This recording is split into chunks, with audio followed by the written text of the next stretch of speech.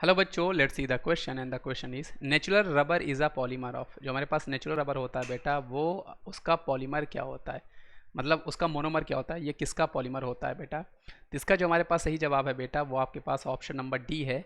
जो हमारे पास आइसोप्रीन होता है, जिसको हम लोग बेटा 2 मिथाइल है ना 1,3-ब्यूटाडाइन भी बोला करते हैं, वो एक चलो बेटा आपका मोनोमर यूनिट होता है फॉर अ नेचुरल पॉलीमर। तो यहाँ पे आपका कुछ ऐसी रिएक्शन हो रही होती बेटा, हमारे पास ये जो है हमारे पास CS2 डबल बॉन्ड CH, यहाँ पर हमारे पास बेटा CS3 होगा। ये हमारे पास बेटा ये आपके पास CS डबल बॉन्ड CS2। तो ये हमारे पास जो बेटा स्ट्रक्चर गिवन है, इसको हम लोग आइसोप्रीन बोलते हैं कॉमन नेम। साथ ही आपका बेटा आयुपेक नेम इसका होता है 2 मिथाइल है ना 1,3-ब्यूटाडाइन। तो इसकी N यूनिट जो है बेटा ये आपस में ज्वाइंट होती हैं, और उसके बाद हमें ये बेटा नेचुरल रबर दे रही होती हैं, जिसको हम लोग पॉली आइसोप्रीन बोला करते हैं। तो वहाँ पे जो आपको स्ट्रक्चर मिलता है बेटा, वो हमारे पास कुछ ऐसा मिला, CS2, यहाँ पर पास C डबल बॉन्ड, ये आपका C आएगा CH, यहाँ पर बेटा हमारे पास ये CS2 रहेगा। यहाँ पर बेटा मैंने थोड़ा सा इसका स्ट्रक्चर गलत बना रखा है, यहाँ पर आपके पास C होगा है ना, और यहाँ पर आपके पास बेटा CS3 रहेगा।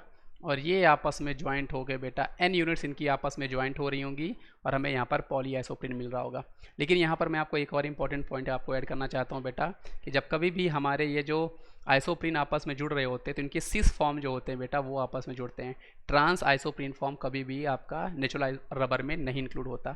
कौन सा फॉर्म होता है बेटा, सिस आइसोप्रीन फॉर्म आपका यहाँ पे इंक्लूड हो रहा होता है। तो ये आपको ध्यान रखना है, एग्जाम में ये भी कई बार पूछा जाता है। तो आई होप आपको ये कॉन्सेप्ट जो है बेटा समझ में आया होगा। इसका सही जवाब हमारे पास आइसोप्रीन है। तो ये हुआ बेटा हमारे पास आइसोप्रीन, आइसोप्रीन, और ये हमें मिल रहा है बेटा पॉली आइसोप्रीन, जिसको हम लोग बोला करते हैं natural rubber. So thank you बच्चों।